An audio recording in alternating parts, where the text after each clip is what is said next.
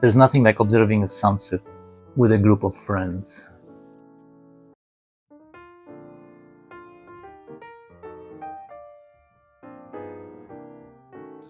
All right, hello everyone. The sun is setting.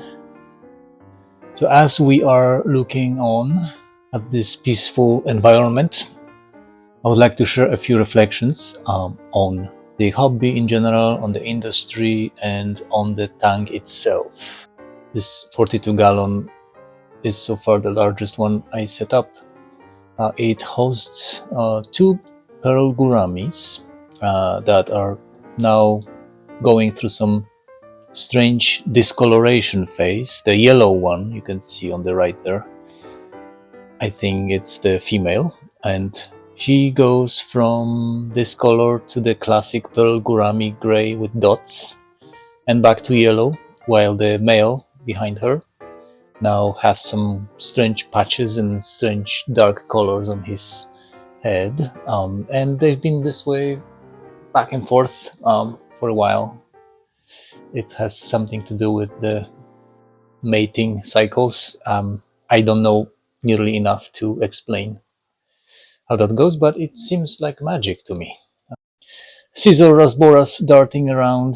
There are about 7 of them in the tank, and for some reason only 3 harlequin rasboras and 1 lamb chop rasbora are out. Now they're going to hide, and now we have everybody hiding somewhere in the background.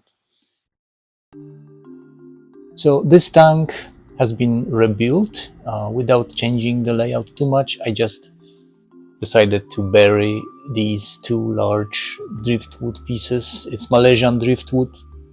Bury it a little bit deeper into the substrate so that they don't take that much space, and the fish have more room to swim. The wood looks pretty large. I worried that it would be too large, but there is a lot of very cool passageways and caves for the fish to hide in.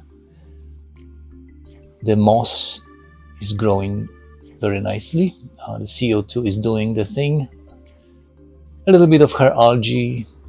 It's still relatively new setup. This tank was set up in the very beginning as an African Congo River biotope with 9 Congo tetras. And later on I added some cichlids called Nicolzi cichlids, but I had to bring them back to the store because they bullied everybody. They would terrorize each other and the tetras. It was not the right setup for them. And then later on, sadly, I came back from a week-long vacation to find my Congo tetras all dead due to a heater malfunction. And that was when I nearly gave up. Many fish keepers have this moment. Bad things happen, mishaps, disasters, and it pushes them to almost quitting. And it didn't help that I had some qualms in general about fish keeping, about the hobby and about the industry. The practices that it's engaging in are not always very proper, and the way the fish are kept and bred leaves the fish sick and inbred, and that causes issues in my tanks, making me feel like a bad fish keeper, because it just subconsciously makes you feel like you failed when all it was simply the fish health issues resulting from inbreeding. So there were some reflections that luckily eased off some of these of this guilt that I felt about buying fish in the plastic bags and stuffing them in a glass box. One of them is that the fish in nature, a lot of the species are dwindling due to the human activities and expansion and pollution. And also, they don't have it easy in nature. They have their natural predators, parasites, bacteria, viruses, weather events. So the fish that we keep in our aquariums are actually living much longer and healthier lives and safer lives than they would in their natural environments. So comparing, let's say, a heater malfunction and losing a school of Congo tetras to a massive event of millions of tetras just dying because they venture out into the flooded forest.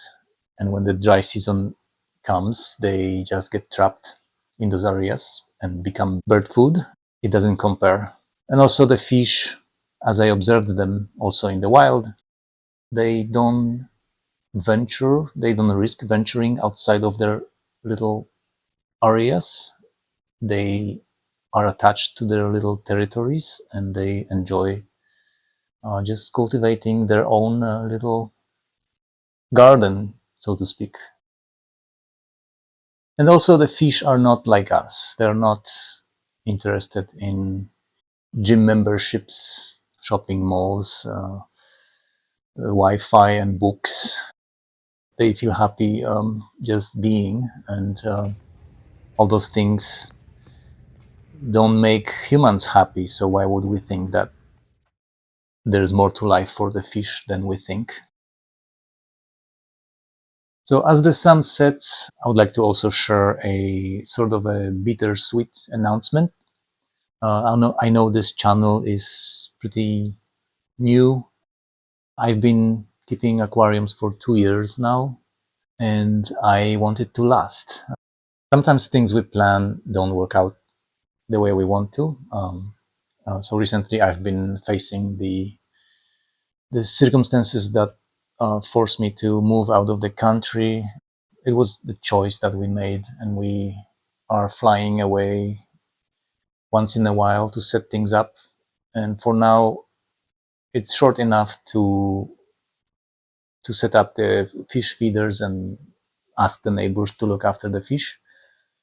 But eventually, the trips will be longer, and keeping fish will no longer be sustainable for me. So I'll have to make some decisions. And my plan is to simply refrain from buying new fish as I make sure that the existing fish have the best possible environment. I don't have to rush with the move. I can take my time, and hopefully as things wind down, the populations in my tanks will die off naturally, and the remaining fish I can just bring back to the aquarium store and then make my move and hopefully set things up again in the new place. So I would like to engage with something I would like to call the sunset fish keeping, where things are just gradually winding down and very slowly winding down, while still a lot of amazing things and maybe even some mishaps will unfold as we go. So that's basically the way life is. So hopefully you will enjoy the view, and hopefully you won't give up when a mishap strikes. Keep you away from fish keeping. Just make sure that you enjoy life, that you visit your local fish store or local aquarium, and keep the passion alive, even though you can't keep fish. It seems like the fish enjoy the sunset. It's almost like they congregate and stare in one direction unless they turn. But I feel like they tend to turn away from the flow, most of the rasboras at least. And I think that time of the day is when the sun is setting, is when the fish are counting on some insects falling from the sky. Usually that's the time when you can see fish, little ripples on the surface of water, when insects get tired and fall into the water and the fish have dinner. Unfortunately, today is the fasting day. I usually don't feed my fish on Sunday to let their digestive systems rest and reset. This, I imagine, is how those fishes are in their natural environment.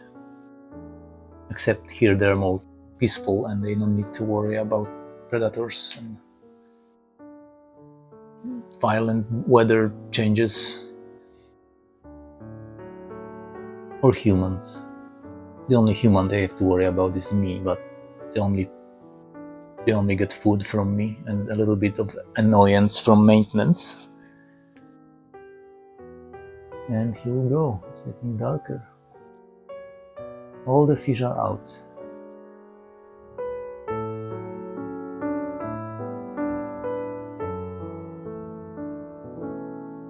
There's nothing like observing a sunset with a group of friends.